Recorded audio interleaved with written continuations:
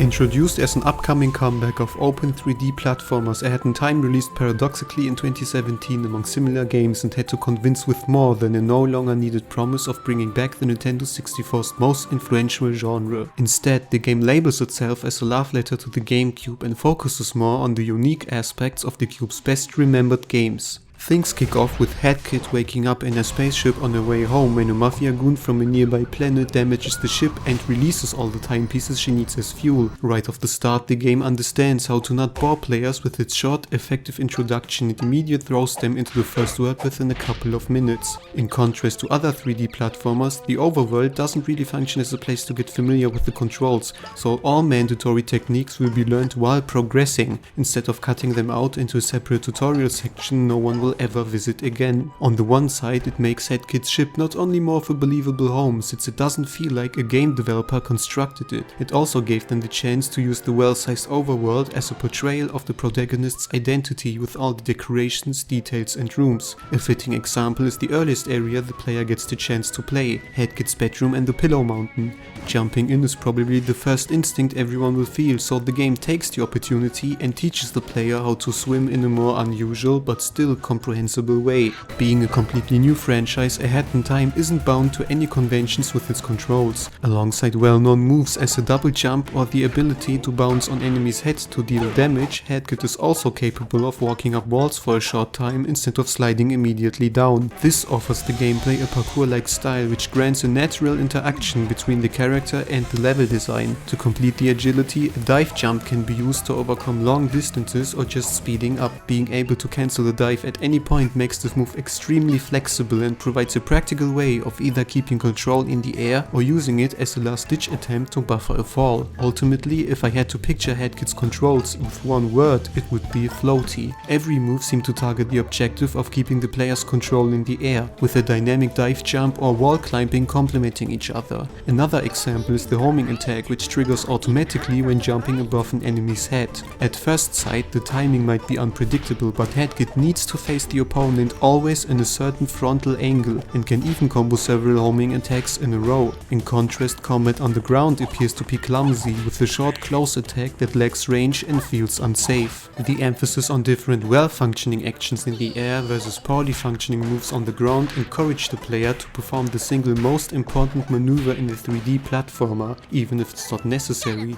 jumping. No other level than Chapter 2's Big Parade, where Headkit finds herself guiding a parade that follows every step that is taken, emphasizes this concept more than clear. To complete the course, Headkit has to survive a certain amount of time while dodging obstacles, avoiding contact with the ground and being in constant movement so to not bump into the following musicians. It's an ideal example of A Hat in Time's best strengths when it comes to controlling a protagonist and demonstrates the sheer fun of just jumping around in a mission that is completely designed to stay in the air. Keeping that in mind, the wall jump feels way too restricted for its own goods and mirrors never the mobility Headkit is built for. To say a much grander wall jump would break the level design or make her overpowered would miss the point, since it is already possible to skip whole sections with chaining the move skillfully. Even with all these different actions, there's still some hidden tricks that some players might not see until the very end. Falling high distances are usually punished with losing life energy, but if the jump button is pressed right before touching the ground, Headkit takes the fall and remains undamaged. This technique does not only require timing, it strikes a nice balance between risk and reward when trying to take shortcuts by jumping off high places. Another timing-based technique shows itself by pressing the jump button right after landing with a dive, which boosts Headkit's momentum and gives her a short burst. It's more likely to find out about this trick since most players will automatically start to immediately get up after landing. There's even a small visual effect that indicates the correct usage. In a time where games tend to tutorialize every little detail extensively without giving anyone the space to discover things on their own, it's quite refreshing to learn hidden techniques that are never necessary for finishing the full game, but still reward players for engaging with the mechanics.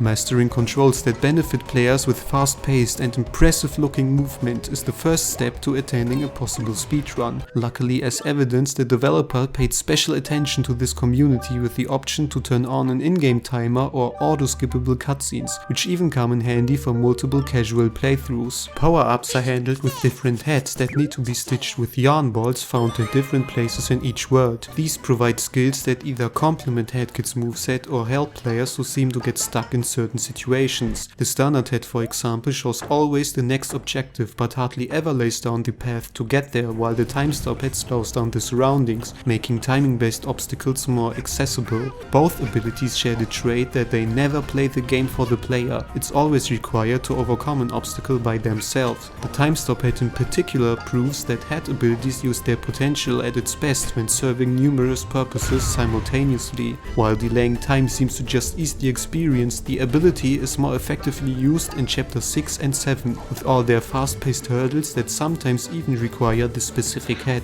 The ice head is probably the best example to prove the point though. Despite stamping on the ground to break through marked platforms, this seemingly stationary ability is utilized to traverse large distances, disguise as a lifeless object to remain undetected, or as a shield for avoiding attacks. It's even possible to slide down slopes.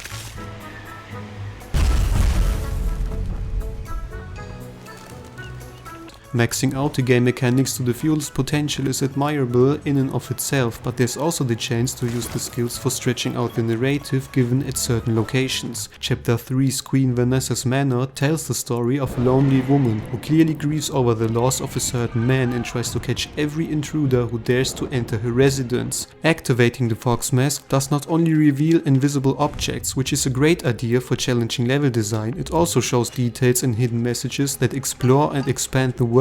What makes this advantageous is the fact that the gameplay will never be interrupted. Utilizing the Fox Mask is fast, does never slow down the flow, and shows stories that otherwise would remain unknown. Having different power-ups that can be and must be used at any time risk the danger of having to opening up a menu that disrupts the gameplay unnecessarily. Switching heads with the D-pad might be a solution, but everyone knows the awkwardness of pressing the pad one too many times. An item wheel circumvents this problem and allows quick switches on the fly. This kind of pleasant streamlining is ubiquitous throughout the whole game and sometimes even almost unobtrusive. Boss fights stop their dialogue after dying a noticeable amount of times, the timer counts down slower the more it reaches 0 to tense the pressure, and falling high distances isn't punished with walking up all the way back again. In addition, badges complement the basic movement with partly extremely helpful bonus effects. Having the option to walk up a wall after diving right into it rather than bouncing off can be crucial at some situations and demonstrates how the tiniest adjustments affect the overall control scheme. Otherwise, badges are not only there to change the protagonist's functionality. Sometimes shooting a giant laser or riding around with the scooter are just silly things that don't serve any significant purpose, but are made for pure fun.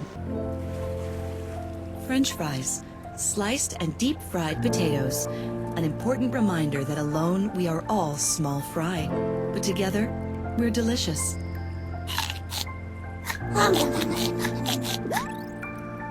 Superfluous but charming details like these can be found everywhere, like getting tripped by a mafia goon, squishing cockroaches, or watching seagulls shit on the harbor. It's even possible to become abusive on television, which I won't do because it's considered swearing in the game.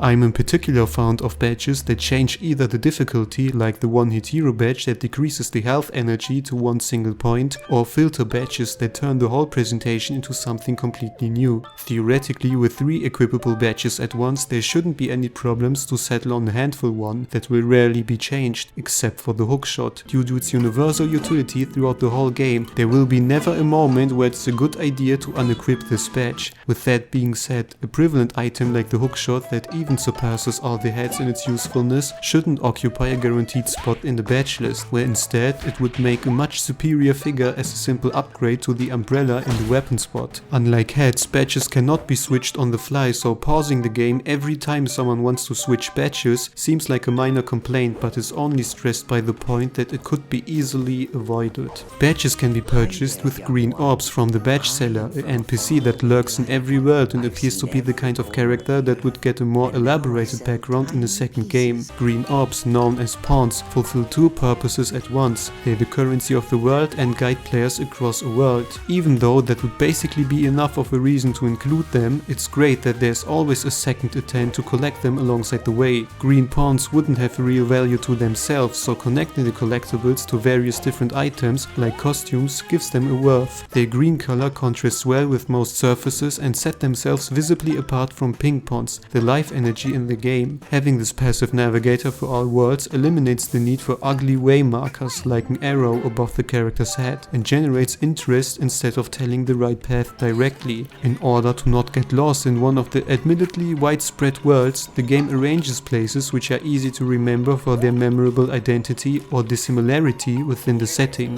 The Subcon Forest is probably the best poster child, where most people seem to go astray due to its basic structure of a dark forest, the ideogram of a place for disorientation. By entering the first mission, the player will immediately notice that it is impossible to visit each area right from the start. Rather than dropping them in an open place without a sense of direction, it is required to break a task that opens slowly different areas in the world. That doesn't assure a safe overview though, as someone maybe wants to visit the world at a later point again, failing to remember where each location is placed. To compensate for this possible scenario, the Subcon Forest provides distinct areas that are nothing alike. The Burning Forest, for example, is not only prominent because of its bright colors and aggressive feeling, it tells the player that they are roughly centered around the middle of the map, since most areas are located in that way. In opposition to the Burning Flames, a Toxic Swarms mirrors this picture and lays out a more uncomfortable and toxic atmosphere within the same world. Of course, there will be still some cases where someone cannot find his way, but overall there's always a logical structure. No other level than Chapter 4 Alpine Skyline demonstrates this more than clear, even though it features an open, huge connected world where it is up to the player in which order they like to tackle each mission. It's probably the best organized and easy to grasp one at the same time. Ditching the mission-based structure, the level design clearly creates curiosity by showing all the mandatory destinations from one central point, since there's no establishing shot showing the primary objective. After focusing so much on characters and dialogue, it's quite refreshing to explore a gameplay-driven world that requires all the skills learned throughout the game. The Twilight Bell in particular deserves some praise for its excellent use of the Fox mask and overall egregious level design and atmosphere. Calling Alpine Skyline the most open world actually sounds almost oxymoronic with its mostly straightforward and linear level design, which is accomplished with one simple trick: it puts every section into a greater context. Floating islands or platforms put in an intangible background might serve the purpose at more incoherent occasions, but traveling to each mountain range with the ropeways separates each section to a distinct challenge and gives the developers a good fundament for creating every mountain individually. By its very nature, there's no inequality between a classic jump and run level with a start and an end goal and the different mountain sections. Both have clear destinations, with the difference that Alpine Skyline uses an end to transport Headkit directly into the next new part. Granted, these gliding parts come off as nicely looking loading screens, but they are an effective way of stretching out the world to create the picture of a much more extensive place. Optional areas even emphasize this point and raise this world from good to fantastic. Probably the best part is the uninterrupted gameplay throughout the world though. Little mountain nomads might like to have a little small talk here and there, but they never start a conversation, as it is seen when entering the area for the first time. Their only purpose is to guide the player if he feels a little lost, but otherwise it is possible to completely ignore the nomads, which is horrible because of their accents. The Twilight Bell is just ahead. The exception confirms the rule, which is why Chapter 2 Battle of the Birds takes the most advantage of the mission-based structure. Nearly all acts present unique scenarios and could not function in a traditional coherent world. The film studio setting fits this approach perfectly, since both birds wants to film as many special moments as they can, hence changing the circumstances on each mission consistently. Despite the uniqueness of each act and surprise ending of the whole chapter, Battle of the Birds suffers a bit from its dialogue-heavy premise and isn't as replayable as all the other worlds. There's the admittedly changing boss fight based on the player's decision on who should win the movie award, but the fight itself is identical and provides nothing new. Even so, all the boss battles of A Hat in Time show themselves at their best and discard the typical 3-hit pattern to build, for example, a believable altercation between a child and a possessed outhouse. All too often, especially in the 3D platformer genre, games tend to create monotone boss battles with foreseeable behavior pattern that never mirrors an actual plausible combat. To elude this issue, the player gets the chance to meet 1 or 2 key characters in each world at the first act and works with them until the very end, so to build an emotional connection. This might spoil the boss character to some degree, but works perfectly to establish conflict, working for the Snatcher in Chapter 3 just to become obsolete after finishing all his contracts feels ungrateful and gives the player enough of a reason to settle it in a battle, although they become best friends afterward. His plan on murdering Headkit is even foreshadowed. As Jonas Karlev, creator and director of A Hat in Time, conveyed, basically early on while writing A Hat in Time, I wanted to introduce a lot of characters. So I wrote a lot of characters. When I grew as a writer and game dev, I found it better suited to focus on a few characters and involve them through gameplay. That's why the main characters often interact with you via gameplay. Tea, a hot drink made from boiling water and leaves of plants.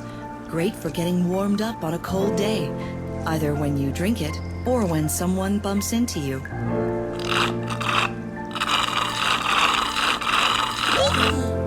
Battle-wise, the design satisfies as much as it is expected at this point. Multiple attacks keep the player on his toes, the boss changes tactics repeatedly, and little heart-to-hearts break up the action for more personal interactions. What stood out to me is the fact that every boss battle introduces an individual setup that differs from battle to battle. The Snatcher takes away the child's head, pulling the rug under her feet. Both birds apply tactics which are based on the different elements from all the missions in Chapter 2, and the Mafia boss plays out like a classical side-scrolling fight. Regarding the brilliance of every boss battle, it seems tempting to call Chapter 4, 6 and 7 disappointing for missing out a conventional battle. However, I would call that a misjudgment from the player's side. Nothing of Alpine Skylon or the Arctic Cruise implies a clash between Headkit or someone else, with the Empress depicting the exception. Even so, she eventually tries to hunt down Headkit, which leads to one of the best action sequences in the whole game. After all, she can kill Headkit with only one claw swipe, which indicates how good of an idea it is to battle her directly.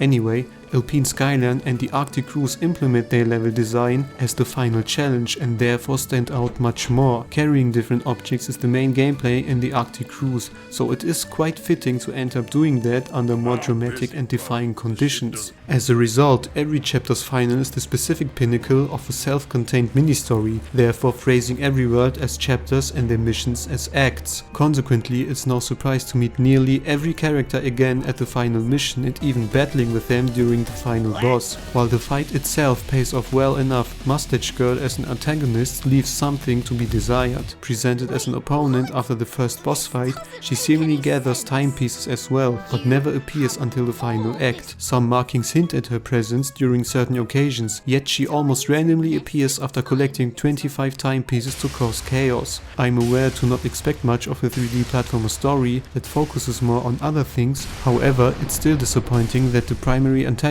feels so underdeveloped in contrast to the otherwise charming cast of side characters. The developers clearly noted this problem by giving Mustache Girl her own picture story, showing more of her motives. Most of the characters get these often sorrowful backstories, which work greatly to show another optional layer. Pictures paint 1,000 words, which is why their silent nature works perfectly for each case. Creating sympathy or sadness is best accomplished by showing only a character's reaction to something, what makes the following conversation with knowledge of what happened all the more profound. This is the reason why I think it was the right idea to prohibit the player from picking up the pages to watch them afterwards anytime he wants. No one was meant to see this private burdens, so it makes only sense to act unaware. Purple Time Rifts hide these picture pages and showcase eerie constructed bonus levels with self-contained areas that combine platforming and exploration. While the pages elaborate more on the character's background, they technically don't add anything to the game's progress, which is why their optionality doesn't hinder multiple playthroughs.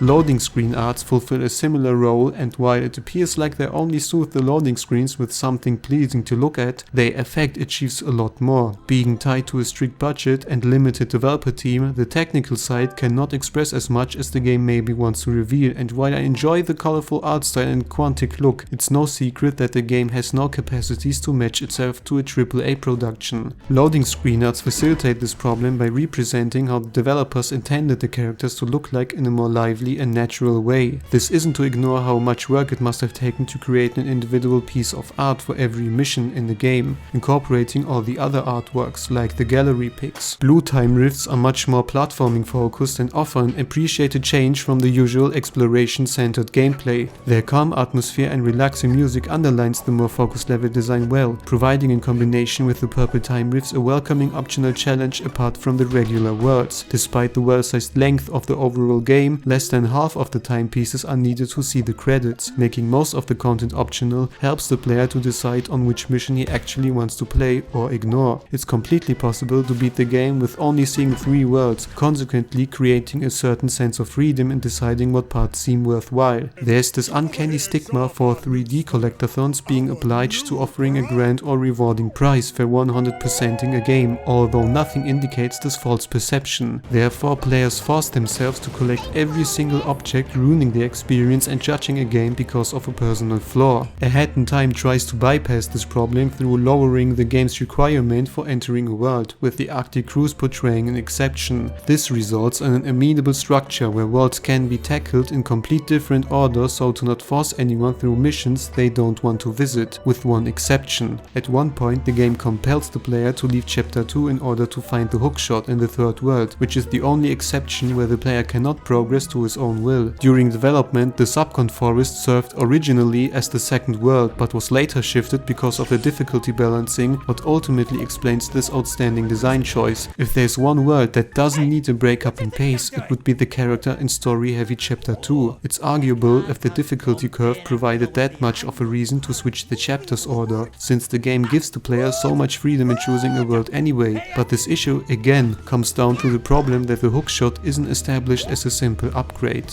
While we're making a mountain out of a molehill, the open structure will not stop players from trying to complete the game 100%, even if they don't feel like it. Quantity does not equal quality, which is why A Hat in Time tries to give every collectible object a value or some kind of meaning to itself. Apart from progressing the game, timepieces aren't just magical MacGuffins, they are the actuator of every dispute happening and take a central part in the narrative with the ability to rewind time. The Empress sees a commercial value in them, both birds try to rewrite history, and Mustache Girl wants to judge bad guys. It's a bit sad not getting a hint on what the Snatcher wants with them, giving his gloomy past, but it makes the captain all the more sympathetic, taking into account that he deserves them the most, yet holds no evil grudge to anyone. Relics seem to be futile objects that just decorates the overworld, but they open up time rifts which lead to more timepieces. A map badge helps to find these hidden treasures in each world, but I wish it wouldn't be implemented so inelegant. Instead of putting an arrow on the head that just leads the way to the treasure, erasing any kind of explorative spirit, an actual map with some hinting would make much more sense. Of course, it would mean to create specific maps for every chapter,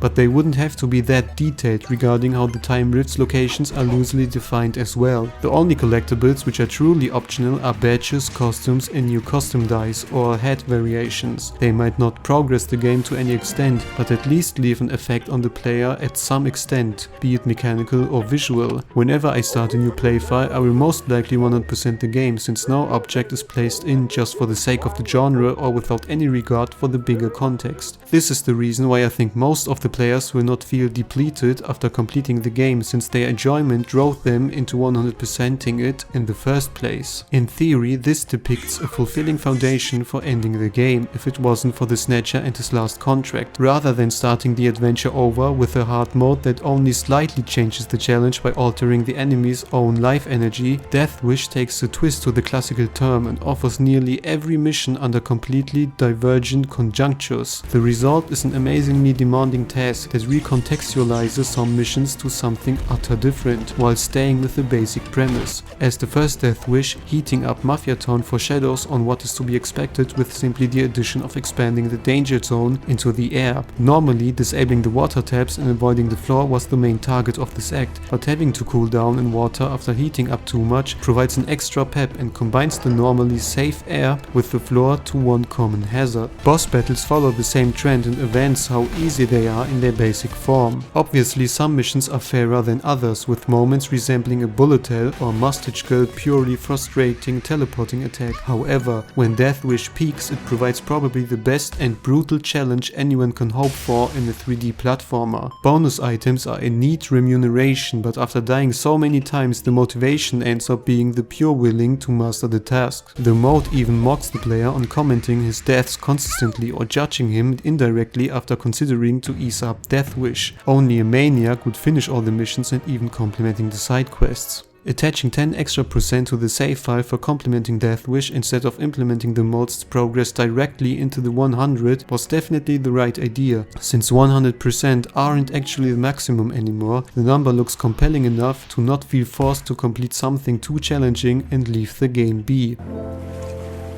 Shoyu ramen, a warm chicken and vegetable broth served with toppings of your choice. The perfect comfort food for the cold night after you miss the last train of the day.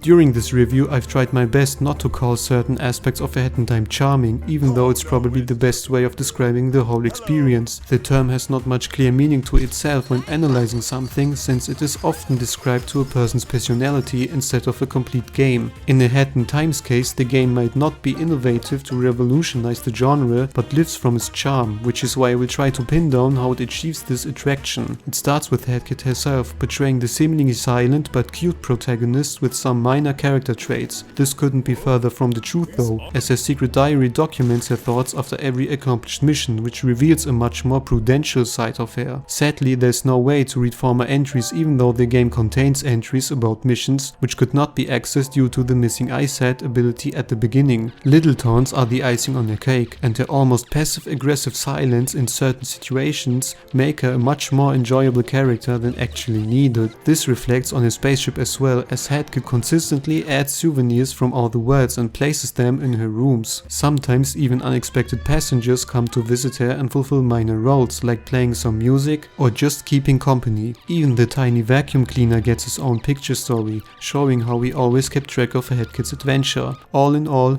there's a clear difference in mood when starting the game and finishing it, with a lively spaceship full of memories and sometimes even unbidden guests. Shifting the colorful tone to something more sudden isn't really exceptional for the game. The Snatcher's provocative vocabulary with the emphasis on killing something, Mustache Girl's brutal portrayal of her plans, and the displaying of a puddle of blood, even though it is fake, clashes with the colorful presentation but never comes off as something seriously sinister a child would be traumatized of. The developers probably knew their audience, so restraining the whole game as it would be only played by children would have been completely misguiding. I'm especially impressed how the conductor manages to give the impression of swearing every time he gets upset, without using a genuine vulgar vocabulary. This comes down to the stellar voice acting of this character, which might be the most opinion-based factor of the game. Depending on someone's idea of the voice acting, it either gives the impression of a wacky Saturday morning cartoon or unpleasant drivel. Whatever the case may be, there is the option to turn off all the voices or replace them with unclear gibberish, pleasing everyone according to their preference.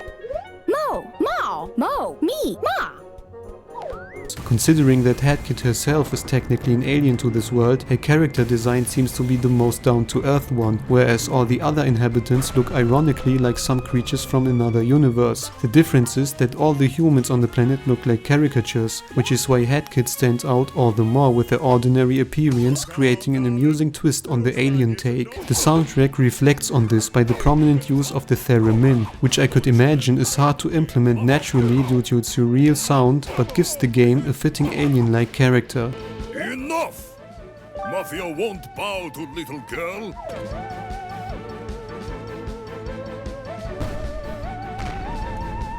See if girl can handle this barrel. Even so, the result is impressive, and with over 80 compositions that sometimes even change dynamically depending on the situation, the soundtrack creates a recognizable personality that sets itself well apart from the other 3D platformers. I can sit here explaining the charming appeal all day, but if the game achieves to elicit some smiles while playing, it will probably leave some kind of pleasant impressions. After all, for all these resentments and hassles, it's hard not to feel sad for waving goodbye to all these characters, worlds and extraordinary experiences.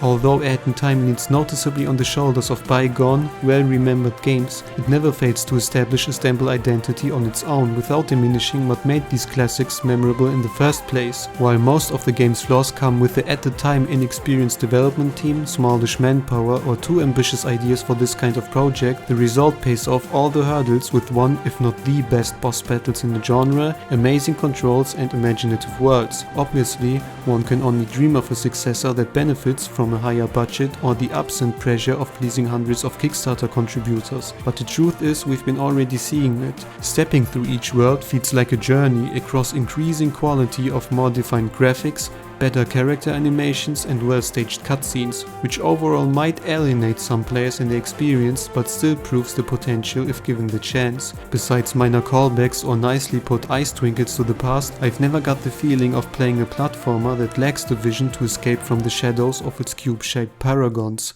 A Hat in Time may put on a head that feels familiar in some ways, but fits just perfectly to stitch a new look.